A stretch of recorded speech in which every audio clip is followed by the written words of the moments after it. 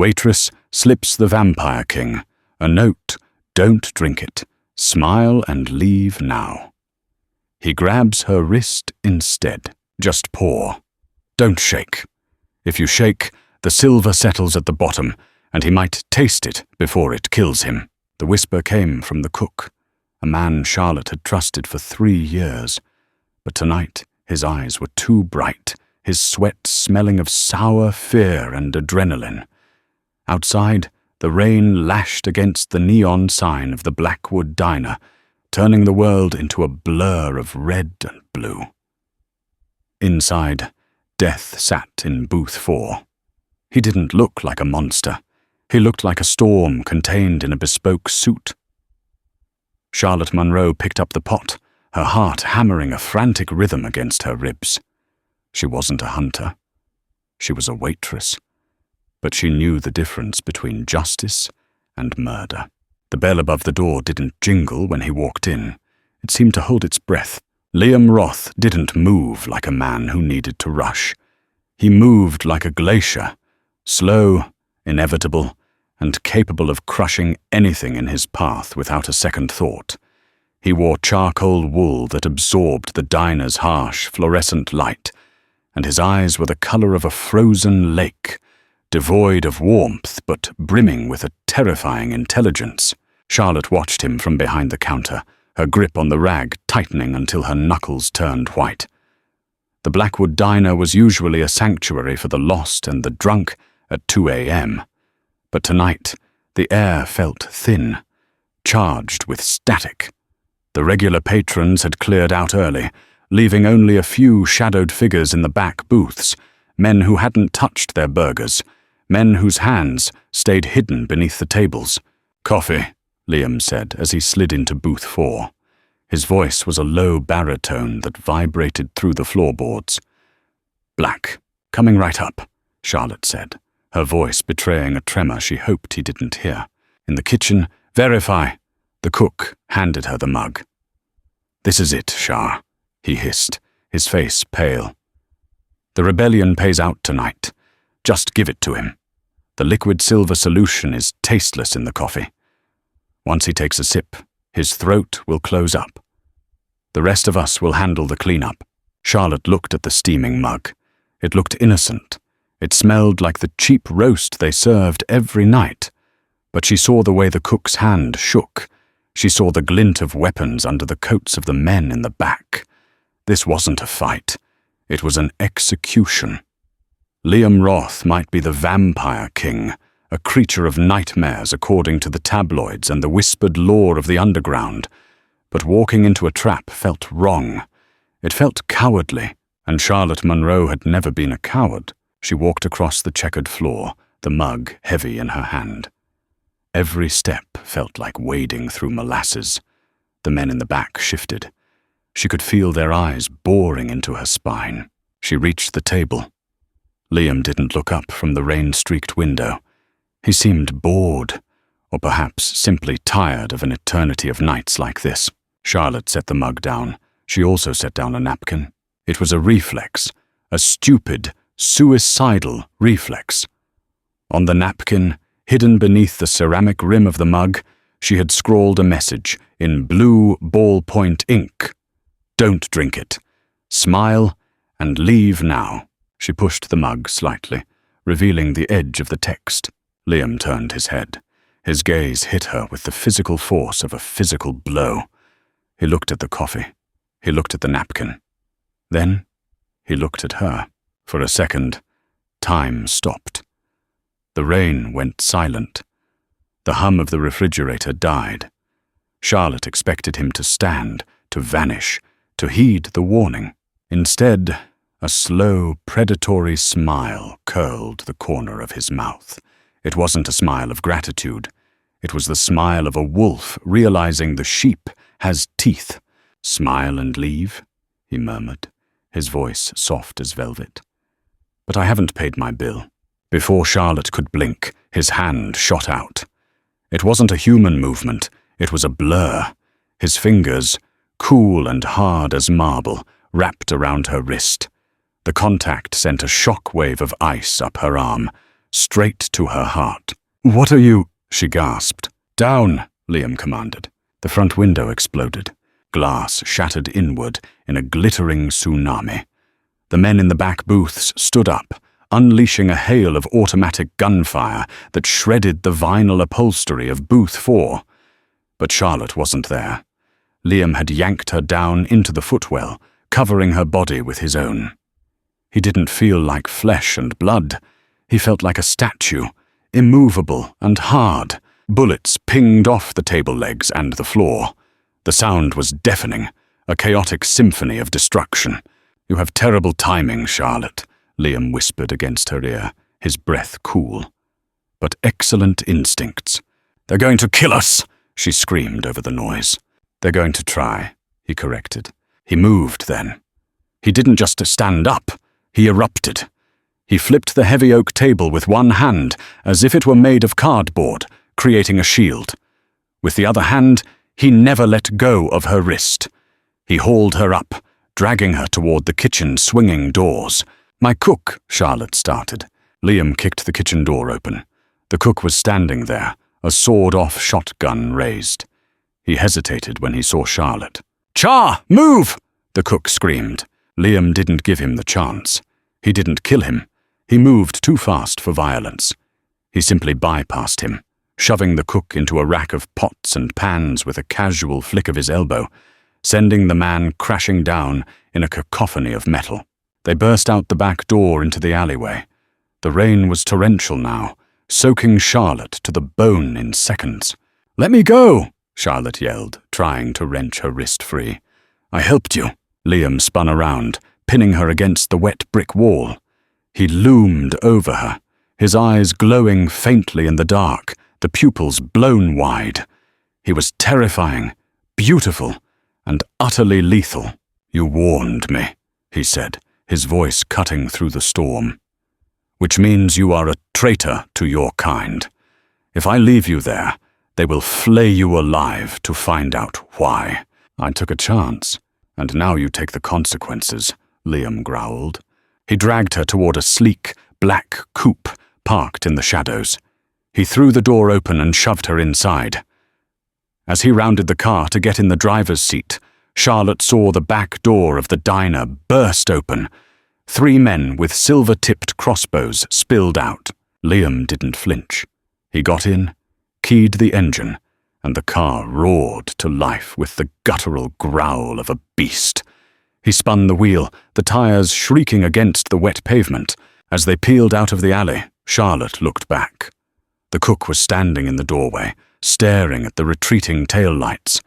But it wasn't anger on his face.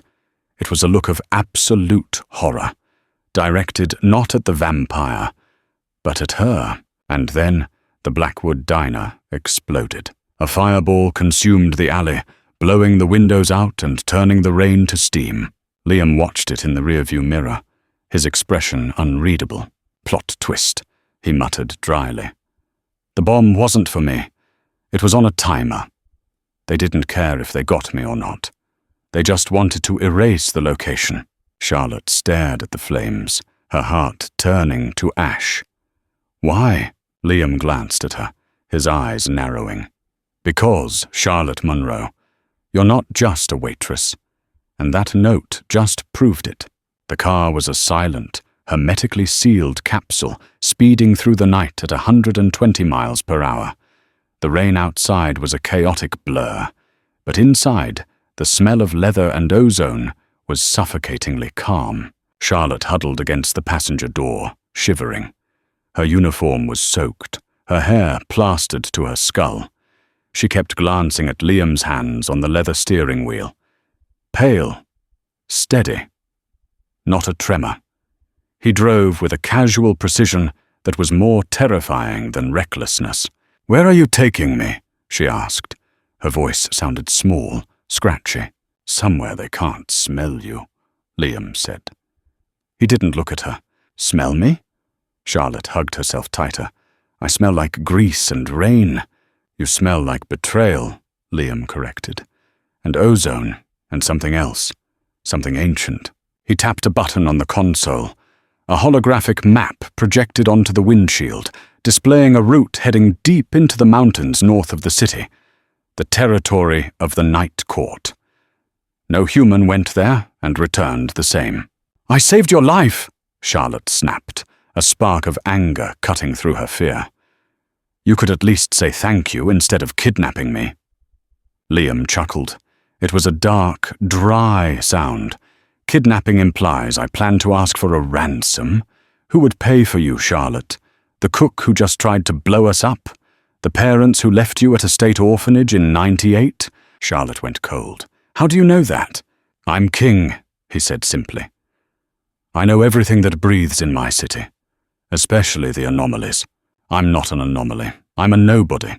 Nobodies don't spot liquid silver in black coffee by scent alone," Liam countered. He glanced over, his gaze sweeping her form. "Humans can't smell silver. It's odorless to them. But you knew. You knew exactly what the cook was doing." Charlotte opened her mouth to argue, then closed it. He was right. She had smelled it. A faint, metallic tang, like licking a battery, coming from the pot. She had assumed it was just bad plumbing or a cleaning chemical. But the moment the cook panicked, she connected the dots. "I have good instincts," she muttered. "We'll see," Liam said. The car swerved suddenly. Liam cursed, his hand flying to the gear shift. "Hold on!" "What?"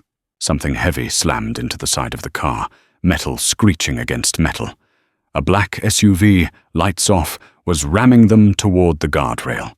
Beyond the rail lay a sheer drop into the canyon. "Hunters!" Charlotte screamed, bracing her hands against the dashboard. "Worse!" Liam gritted out, fighting the wheel. "Competitors!"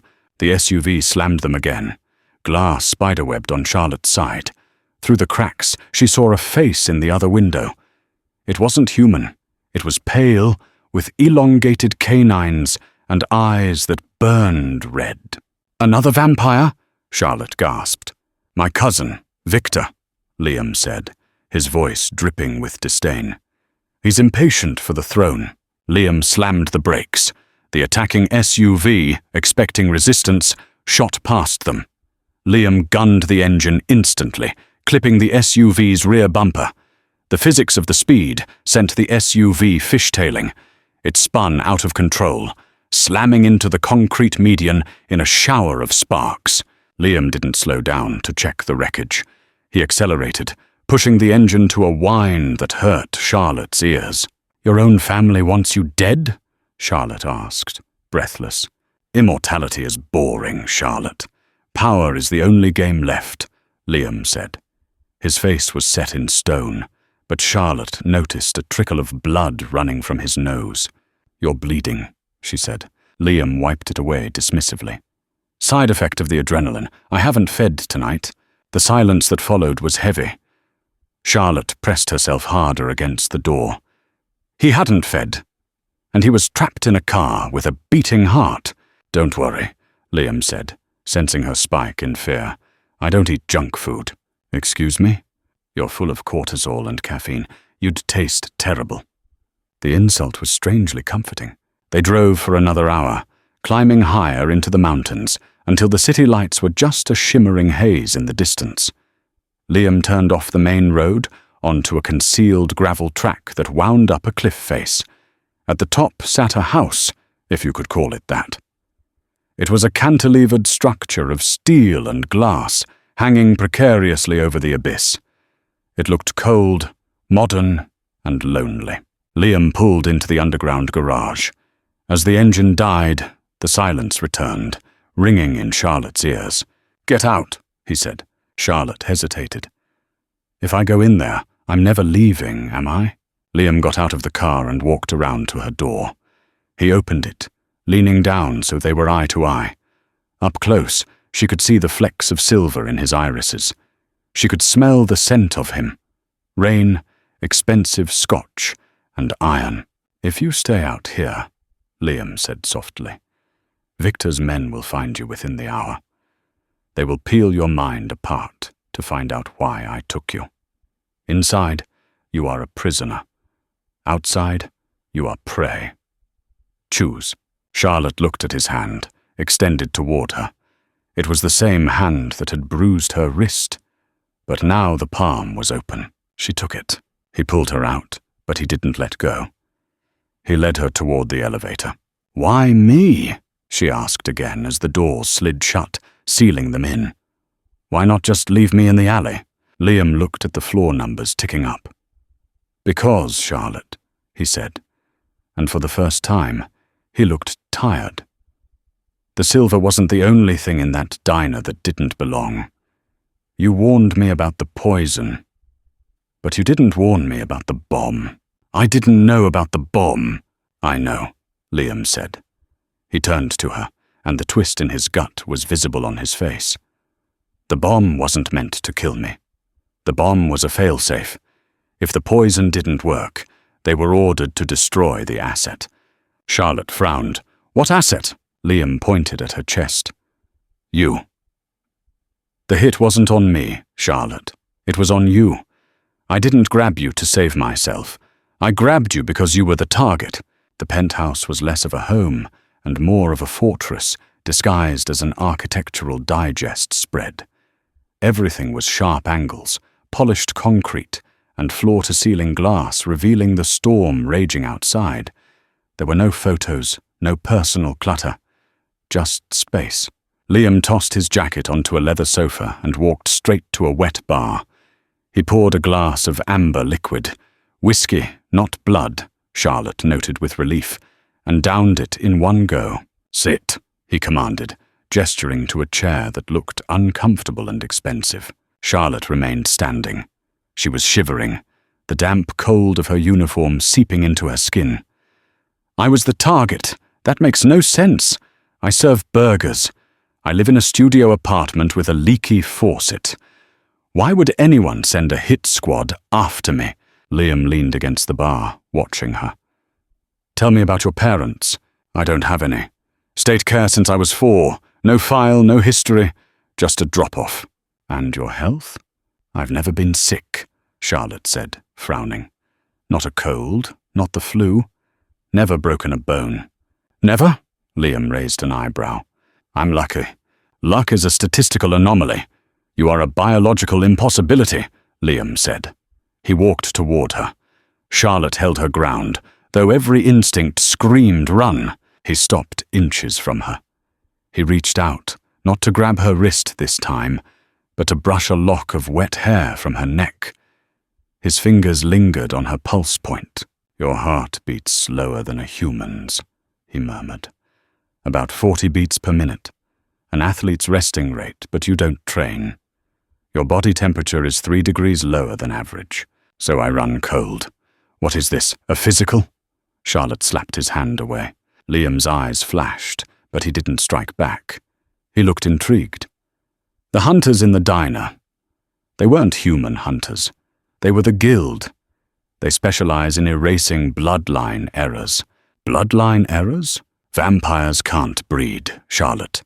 We are dead. We turn humans. We don't birth children. It is the one law of nature we cannot break." He paused, his gaze dropping to the veins in her neck. "But legends speak of the Dhampir. A hybrid. Born, not made. A creature with the strength of a vampire, but the soul of a human. Able to walk in the sun. Able to kill us without weapons." Charlotte let out a harsh, incredulous laugh. "Okay, Twilight. Stop. I walk in the sun every day. I don't sparkle, and I definitely don't have super strength. I couldn't even open the pickle jar yesterday." "Dhampir traits are dormant until triggered," Liam said, "usually by trauma or proximity to a pureblood." He stepped closer. The air between them crackled. "You smelled the silver. That was the first sign. And now," he inhaled deeply, "your scent is changing. The fear is fading. It's being replaced by something spicy, aggressive." "It's called anger," Charlotte spat, "and I'm leaving." She turned and marched towards the elevator. "The code is 1984, Liam said, not moving to stop her. "But the elevator is disabled. The stairs are alarmed. And there is a pack of feral ghouls patrolling the perimeter of the canyon. Charlotte stopped at the elevator doors. She punched the button. Nothing happened. She kicked the doors. "Let me go." "I can't," Liam said. "If you are what I think you are, your blood is the only cure for the rot." Charlotte froze. She turned back to face him. "The rot?" Liam unbuttoned the cuff of his dress shirt and rolled up his sleeve. Charlotte gasped. His arm, which had looked perfect and marble white before, was veined with black, necrotic lines. They pulsed faintly, like poisoned rivers tracing up his forearm toward his heart. "The king is dying," Liam said, his voice void of emotion. "A slow, magical decay. There is no cure in our world. But the blood of a hybrid, that is life itself." Charlotte stared at the black veins. Suddenly, the invincible monster looked fragile. He hadn't kidnapped her to be a pet. He had kidnapped her to be a medicine cabinet. "You want to drain me?" she whispered. "No," Liam said. He rolled his sleeve down, hiding the weakness. "If I drain you, the power dies with you. I need you alive. I need to synthesize what is in your blood. But to do that, I need to keep you safe from Victor, who wants to kill you to ensure I die of the rot. So I'm a lab rat. Better a lab rat than a corpse." A chime echoed through the penthouse, a soft, melodic sound that signaled a visitor at the gate. Liam stiffened. He tapped a screen on the wall. A security feed popped up. Standing at the front gate, looking soaked and terrified, was Verify, the cook from the diner. He was holding his hands up to the camera, waving a white cloth. "Let me in!" The audio feed crackled. "Char, I know you're in there. I escaped them. I came to help." Charlotte's heart leapt. "It's Verify. He made it." "You shouldn't know where this place is," Liam said, his voice dangerous. "No one knows where this place is. He's my friend. He tried to save me in the kitchen." Charlotte ran toward the control panel. "Charlotte, don't—" Liam lunged, but she was faster. Or maybe, just maybe, the proximity to the pure blood had triggered something. She moved with a speed that surprised even her fingers slapping the open command before Liam could tackle her. The heavy steel gates on the monitor began to slide open. "You fool," Liam hissed, grabbing her shoulders. On the screen, Verify didn't run inside. He stepped back. From the shadows behind him, a dozen figures emerged. They wore tactical gear stamped with a crest Charlotte didn't recognize. A broken crown. Leading them was a tall man with pale hair and a smile that mirrored Liam's, but twisted. Victor. Verify looked up at the camera, and his terrified expression melted away. He smirked, tapping an earpiece. "Gates are open," Verify said, his voice clear over the speakers. She bought the rescue act hook, line, and sinker. "The king is yours." Charlotte stared at the screen, her stomach dropping out of the world. The cook hadn't been protecting her in the diner.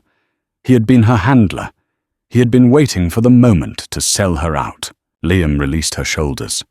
He didn't say, "I told you so." He didn't scream. He just walked to the center of the room and shed his jacket, revealing 2 hidden holsters under his arms. "Go to the safe room in the bedroom," Liam said quietly. "Lock the door." "Liam, go!" he roared, his vampire visage surfacing, fangs extending, eyes bleeding entirely black. As Charlotte scrambled toward the hallway, the elevator dinged. The override codes had been used. The door slid open, but it wasn't Victor who stepped out first. It was a woman. She was elegant, dressed in white silk that somehow wasn't wet from the rain. She held a silver scepter. Liam froze, the aggression drained from his stance, replaced by genuine shock. "Mother?" he breathed. The woman smiled, raising the scepter. "Hello, my son. You look terrible. I think it's time we put you out of your misery." The blast from the scepter threw Liam backward through the glass wall, out into the storm and the abyss below. "Liam!" Charlotte screamed. She was alone in the room with the monsters, and the king was gone. The storm didn't rage inside the penthouse anymore. It had been replaced by a silence so profound it felt like pressure building in the ears. Charlotte stood frozen, her hands pressed against the cold glass where Liam had vanished. The lightning outside illuminated the empty space where the balcony had been, now just a jagged tear in the building's side. "Touching," a voice said, crisp and cold as winter frost. But ultimately futile. Liam always did have a flair for the dramatic exit. Charlotte turned slowly. The woman in white, Liam's mother, was examining her fingernails. She looked timeless, her skin like porcelain, her eyes the same frozen blue as Liam's, but without the spark of humanity he sometimes betrayed. Victor stood behind her, looking like a scolded puppy who had finally been allowed back into the pack. "You killed him," Charlotte whispered. The shock was numb, a physical anesthesia. "I disciplined him," the woman corrected. "I am Queen Seraphina, and kings do not die from a fall, my dear. Though given the extent of the rot in his veins, the regeneration process will be agonizing." She smiled, a gesture that didn't reach her eyes. "Verify. Bring the car around. We have a guest." Verify, the traitorous cook, stepped forward, avoiding Charlotte's gaze. "Yes, Your Majesty." "You're not taking me anywhere," Charlotte said, backing toward the kitchen counter where a block of knives sat. Victor laughed. "Oh, the little mouse thinks she has claws." Seraphina raised a hand, silencing him. She looked at Charlotte with a mix of curiosity and hunger. "You are not a mouse, Victor. She is a chalice. A very rare, very fragile chalice, filled with the only vintage that matters." Charlotte lunged for the knife block. She was fast, faster than she should have been, but Seraphina was a blur of white silk. Before Charlotte's fingers could graze the handle, Seraphina was there, her hand wrapped around Charlotte's throat. There was no squeeze, just an immovable weight. "Sleep," Seraphina commanded. It wasn't a suggestion. It was a spell woven into the voice. Charlotte's vision tunneled. The last thing she saw was Seraphina's perfect, terrifying face and the rain lashing against the broken window. She woke to the smell of damp earth and stale incense.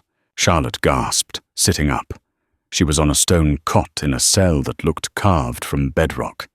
Heavy iron bars separated her from a dimly lit corridor. She wasn't bound, but her neck throbbed where Seraphina had touched her. "Awake?" A raspy voice called from the darkness of the cell opposite hers. Charlotte scrambled to the bars. "Who's there?" A face appeared in the gloom. A young man, gaunt and pale, with eyes that had seen too much darkness. "Name's Kyle. Welcome to the larder." The larder? Charlotte felt bile rise in her throat. "Where Queen Seraphina keeps her special reserves," Kyle said. "We're under the old cathedral in the city centre. Hallowed ground for humans, a fortress for them. The irony is part of the seasoning." Charlotte gripped the iron bars. "I have to get out. Liam, the king is out there." Kyle laughed bitterly. "The king is dead, girl. Or he will be soon. Seraphina has taken the throne.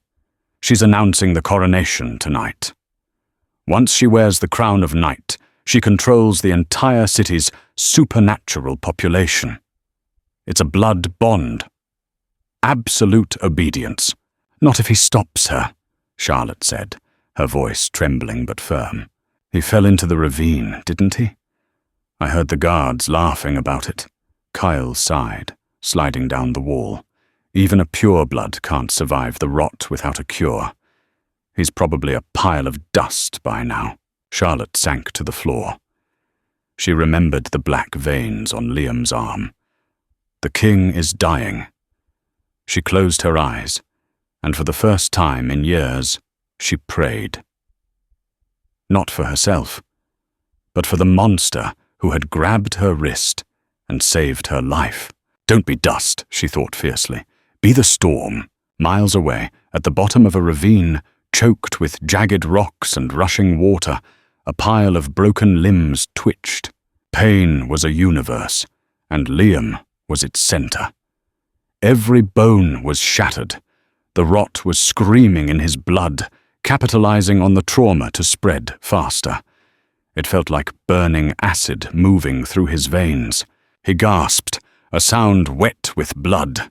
He dragged himself out of the freezing river, his fingers digging into the mud. Charlotte. The name was an anchor, a hook in his mind, preventing him from drifting into the void. He couldn't die. Not yet. He needed blood. A wolf, attracted by the scent of death, emerged from the tree line, growling low. It was a massive timber wolf, confident in its kill. Liam lifted his head. His jaw was dislocated, but he snapped it back into place with a sickening crack. His eyes glowed a feral, starving red. The wolf whimpered, realizing too late that it wasn't the hunter. "I'm sorry," Liam rasped. When he stood up 10 minutes later, the wolf was gone, and Liam's bones had knit together. He wasn't healed. The black lines of the rot were now visible on his neck, creeping toward his jaw. But he was mobile. And he was furious. Plot twist. As Liam scales the cliff, he realizes his connection to the city's hive mind of vampires has been severed. He isn't just exiled, he has been excommunicated. He can no longer sense his subjects. But he can sense Charlotte, a singular, burning beacon of gold in a world of grey. He isn't tracking her by scent. He is tracking her by heartbeat. The larder wasn't just a prison, it was a laboratory. Victor came for her an hour later. He didn't use force. He opened the cell door with a mock bow. "My mother wishes to dine with you." "I'm not hungry," Charlotte spat. "You're not the guest, Charlotte. You're the course." He led her through a labyrinth of stone tunnels. The air grew colder, heavy with the scent of ancient dust and copper. They emerged into a vast, circular chamber beneath the cathedral. It was a perverse mirror of a church sanctuary. Instead of pews, there were cages. Instead of an altar, there was a throne made of fused obsidian and bone. Serafina sat on the throne. She held a goblet in one hand and Liam's signet ring in the other. "Bring her," Serafina said. Victor shoved Charlotte forward. She stumbled but caught herself, standing tall before the queen.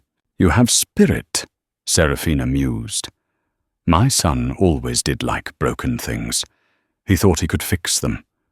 Or perhaps he thought they made him look whole by comparison." "He's not broken," Charlotte said.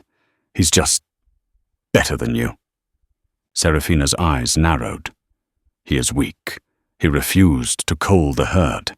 He let the humans breed unchecked, let them forget to fear us. And then he contracted the rot because he refused to feed on the pure sources." She stood up, descending the dais. The white silk of her dress flowed like liquid smoke. "We need to test a theory, Charlotte. Victor, the knife." Victor produced a silver blade, intricately carved. He handed it to his mother. "What are you doing?" Charlotte backed away, but 2 guards seized her arms. "The Dhampir legend says their blood is a cure," Serafina said, stepping close.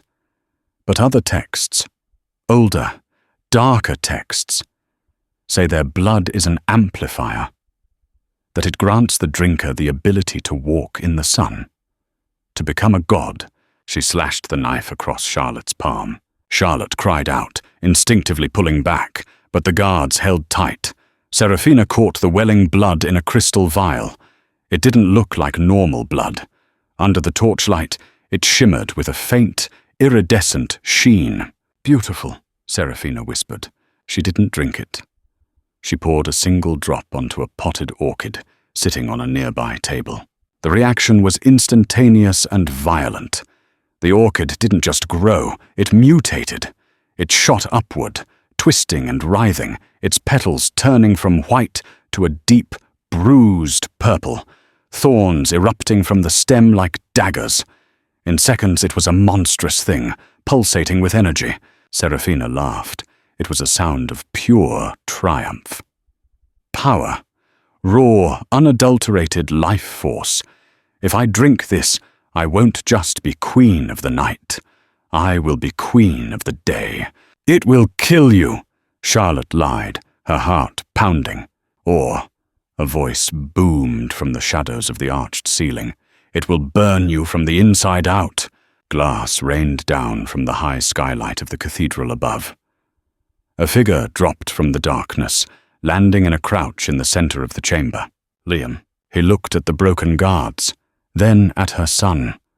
Her expression shifted from fear to pity. Look at you, she sneered. You're rotting standing up. You can barely hold yourself together. You think you can defeat me? She raised her hand. The shadows in the room came alive, forming tendrils of darkness that wrapped around Liam's limbs, pinning him in place. Magic. Ancient blood magic. Liam roared, straining against the bonds, but the rot weakened him. He dropped to one knee, groaning in agony. Run, Charlotte, Liam yelled, his eyes locking with hers. Charlotte looked at the open tunnel. She looked at Liam, bound and dying. She saw the vial of her blood on the floor where Serafina had dropped it. It hadn't shattered. It was stoppered. She didn't run. She grabbed the vial. No! Serafina shouted, realizing what she intended. Charlotte uncorked the vial and sprinted. Not toward the exit, but toward Liam. Trust me, she screamed. She slid across the stone floor, dodging a blast of dark magic from Serafina, and shoved the open vial against Liam's mouth. Drink. Liam hesitated for a fraction of a second. Then his survival instinct took over. His lips parted, and he swallowed the blood. Plot twist. The blood doesn't cure him instantly. It causes him to convulse. He arches his back, a scream tearing from his throat that shatters the remaining glass in the room. His skin begins to glow. Literally glow, with a golden light that burns away the shadow bindings. The rot doesn't disappear, it recedes, chased back by the gold. But the twist is that Liam's eyes change, the pupils vanish. His eyes become solid, glowing, molten gold. He has become something else. The burst of energy threw Charlotte back against the stone altar. When she looked up, the room was bathed in blinding light. Liam stood in the center of it, not as a creature of darkness, but as a being of terrifying radiance. The black veins were gone, replaced by shimmering gold scars that looked like kintsugi, broken pottery repaired with gold. Serafina shielded her eyes, shrieking, "What have you done?" Liam looked at his hands. "I don't know," he said, his voice echoing with a double timbre, human and something divine. "But I feel warm." He looked at his mother. "Leave. I am the queen." "You are a shadow," Liam said. He flicked his hand. A wave of golden force slammed into Serafina, pinning her against the throne. She didn't burn, but she couldn't move. The light seemed to weigh her down, solidifying the air around her. "Victor," Liam commanded without looking. His cousin, groaning on the floor, looked up in terror. "Take her. Leave the city. If I see either of you within the borders again, I will not be merciful." Victor didn't hesitate. He scrambled up, grabbed his mother, who was paralyzed with shock, and dragged her into the shadows, fleeing the blinding presence of the new king. The light around Liam faded slowly, settling into a soft hum beneath his skin. He swayed, the adrenaline crash hitting him hard. Charlotte ran to him, catching him as he stumbled. "Liam, are you okay?" He looked at her. His eyes were fading back to blue, but the gold flecks were now dominant, swirling like stars. He touched her face, his hand warm, actually warm. "You stayed," he whispered, sounding bewildered. "I told you to run. I told you." Charlotte managed a shaky smile. "I'm not a coward, and I have excellent timing." Liam laughed, a genuine, breathless sound. He pulled her into a hug, burying his face in her neck. For the first time, he didn't feel like a predator. He felt like a man holding on to a lifeline. "We have to go," he murmured against her skin. The other covens, they will have felt that energy surge. Every vampire, hunter, and creature in the tri-state area knows something has changed. We've just painted a target on our backs, bigger than the moon. "Where can we go?" Charlotte asked. "You were exiled?" "Not exiled," Liam pulled back, looking at the exit. "Reborn. But we need a stronghold. My penthouse is compromised. There is only one place left." "Where?" "The sunken library," Liam said. "It's underneath the river. Neutral ground, protected by ancient wards. No one can enter without an invitation." "Do you have an invitation?" Liam smirked, the old arrogance returning. "I'm the king, Charlotte. I am the invitation." They made their way out of the catacombs, stealing a motorcycle from the guard's garage. The rain had stopped. The city was waking up, the early morning grey clinging to the skyscrapers. As they sped across the bridge toward the river, Charlotte wrapped her arms around Liam's waist. She could feel the heat radiating off him. She pressed her cheek against his back. Thump, thump, thump. She froze. "Liam!" she shouted over the wind. "Yeah, your heart," she said, tears pricking her eyes. "It's beating." Liam went rigid for a second, then relaxed. "I know," he shouted back. "Side effect of the cure, or the curse, depending on how you look at it." They reached the hidden entrance to the sunken library, an abandoned subway station near the docks. Liam navigated the bike down the tracks into the dark. But as they descended, Charlotte saw something on the tunnel wall. Graffiti. Bright neon spray paint. "The hybrid is key. The king is false. Rise of the red sun." Liam stopped the bike. He stared at the writing. "That's not gang tag," he said quietly. "What is it?" "It's a prophecy," Liam said. "From the first age." He turned to Charlotte, his face grim. The golden scars on his neck pulsed.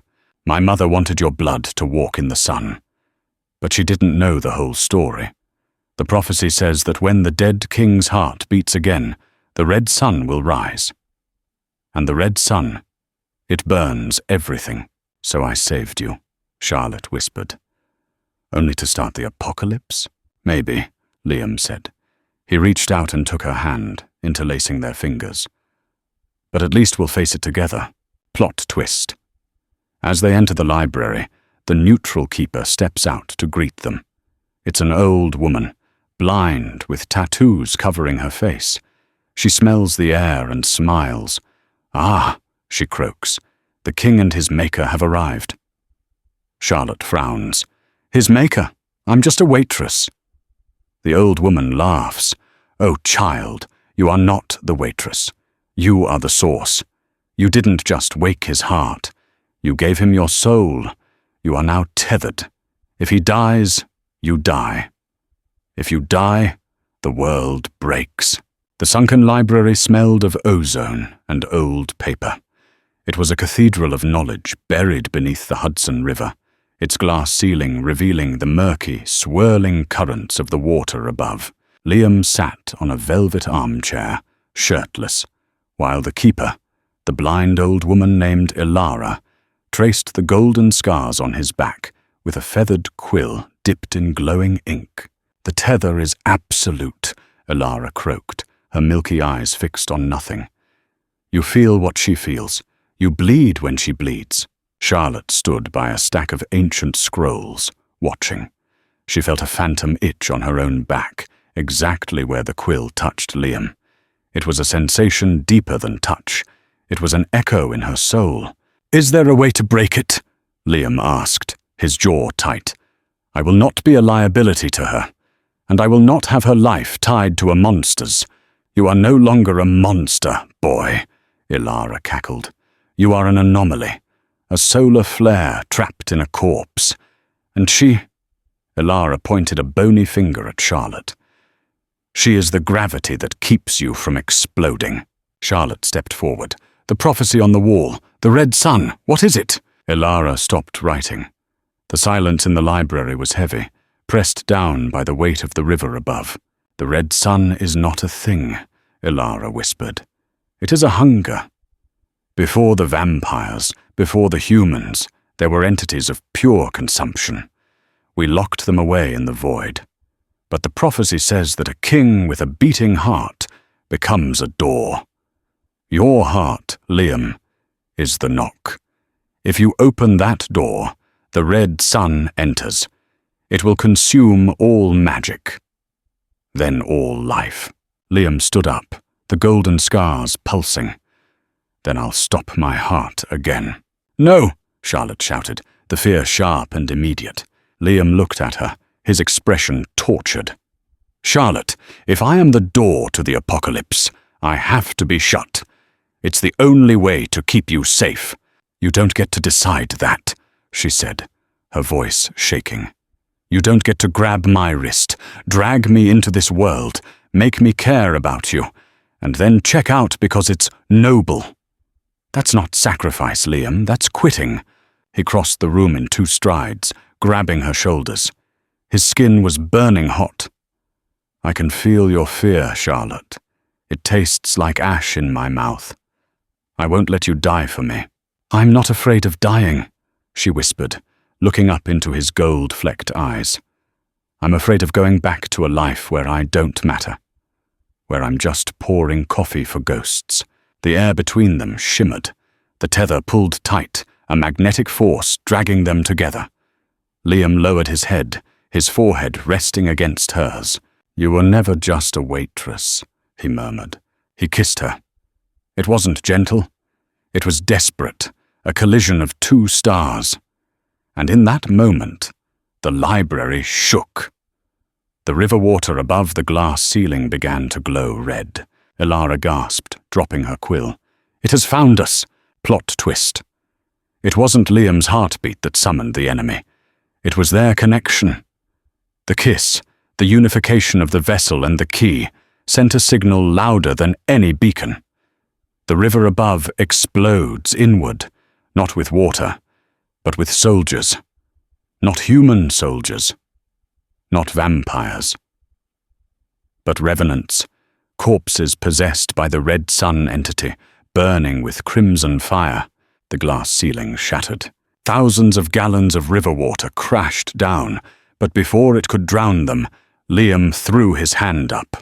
A dome of golden light erupted from his palm, vaporizing the water into a massive cloud of steam. But through the steam dropped the revenants. They were skeletal, their eyes burning with red flame, wielding jagged blades made of shadow. "Get to the vault!" Ilara screamed, pulling a lever that opened a hidden passage behind a bookshelf. "Not without you!" Charlotte yelled, grabbing the old woman's arm. "I am the keeper." Ilara shoved a heavy, leather-bound book into Charlotte's chest. "This contains the ritual of severance. If the red sun takes him, you must use it. You must cut the tie." A revenant landed on Ilara, its blade slicing down. Liam roared, a sound that was more lion than man, and tackled the creature, his fists glowing like irons in a forge. He punched through the revenant's chest, turning it to ash. "Go!" Liam commanded, pushing Charlotte toward the tunnel. "Liam! I'll buy you time, run!" Charlotte hesitated, tears blurring her vision. But she felt his intent through the tether. Pure, protective love. She turned and ran into the dark passage, the book clutched to her chest. She didn't run far. The tunnel opened into an underground grotto. She stopped, breathing hard. She couldn't leave him. She opened the book. The pages were blank. "What?" She frantically flipped through it. "It's empty!" "Look with your blood," a voice whispered in her head. Charlotte looked at her hand, still bandaged from where Serafina had cut her. She ripped the bandage off, reopening the wound. She pressed her bloody palm against the page. Text appeared. Burning, scrawling script. "The ritual of severance is a lie. The tether cannot be cut. It can only be consumed." Charlotte went cold. Ilara had lied. There was no way to save herself by cutting Liam loose. The only way to end this was to let the connection consume one of them entirely. Suddenly, the tunnel shook. Liam was thrown into the grotto, crashing against the rock wall. He slid down, bleeding. Not red blood, but liquid gold. The revenants were swarming in behind him, and behind them walked Seraphina. She looked different. Her skin was cracked, red light leaking from the fissures. She had given herself to the red sun. "My poor boy!" Seraphina's voice was a chorus of screams. "You are fighting the inevitable. Give me the key. Let us burn this world and build a paradise of silence." Liam struggled to stand. "Over my dead body." "That," Seraphina smiled, "is the arrangement." She raised her hand. A spear of red energy formed. She hurled it at Liam. He was too weak to dodge. Charlotte didn't think. She didn't calculate. She moved. She stepped in front of Liam. Plot twist. The spear hits Charlotte. But it doesn't kill her. It absorbs into her. The damper blood, the anomaly, doesn't just heal. It adapts. It takes the energy of the red sun and neutralizes it. Charlotte glows. Not gold, but a blinding, pure white. She catches the spear in her chest, and her eyes turn completely silver. She isn't the key anymore. She is the lock. The silence that followed was absolute. Seraphina took a step back, her face twisting in genuine confusion. "Impossible. You are mortal." Charlotte looked down at her chest. The wound was gone, replaced by a silver mark in the shape of a star. She felt infinite. She felt Liam's pain through the tether, but she also felt his power, and she realized the truth. The book was right. The tether had to be consumed, not by death, but by life. She turned to Liam. He was staring at her in awe. "Charlotte?" "Stand up, King," she said, her voice echoing with the harmonics of a bell. "We have a bill to settle." She reached out her hand. Liam took it. When their skin touched, the circuit closed. Gold met silver. Day met night. A shock wave of energy blasted outward from the grotto, tearing through the tunnels, up through the river, and into the sky above the city. The revenants screamed as they were disintegrated by the light. Seraphina shrieked, trying to shield herself with shadows, but the light was omnipresent. It wasn't burning her, it was curing her. It was stripping the red sun entity out of her cells. "No, I am the queen!" Seraphina wailed as the red fissures in her skin healed, leaving her looking old, frail, and powerless. She collapsed, a mortal woman in a ruined silk dress. The light cleared. The grotto was calm. The water from the river was held back by a shimmering barrier of silver and gold. Liam looked at his hands. The rot was gone. The golden scars remained, but they were faint, like old tattoos. He looked at Charlotte. The silver in her eyes faded back to warm hazel, but the star-shaped mark on her chest remained. "What are we?" Liam whispered. Charlotte smiled, tired but triumphant. "I think we're the balance, Liam. Not monsters, not humans, just us." Liam pulled her close, burying his face in her hair. "Remind me never to grab your wrist again. You're dangerous." "Only when the service is barred," she quipped, though her voice cracked with emotion. They walked over to Seraphina. She was weeping, huddled on the floor. The entity was gone. She was just a broken mother who had loved power more than her son. "What do we do with her?" Charlotte asked. Liam looked at his mother. "Nothing. We leave her. Losing her crown is a punishment worse than death for her." He took Charlotte's hand. "Let's go home. I'm craving a burger. And maybe some really terrible coffee." Plot twist. As they leave the ruins, the camera pans back to the diner from Chapter 1. It is being rebuilt. The sign is flickering, but in the shadows of the alley, a figure is watching them. It's not an enemy. It's a child. A child with eyes that are one gold, one silver. The cycle hasn't ended. It has just begun a new turn. They didn't take the throne. The city of the Night Court fell into chaos for a while, but eventually a council formed. Vampires, humans, and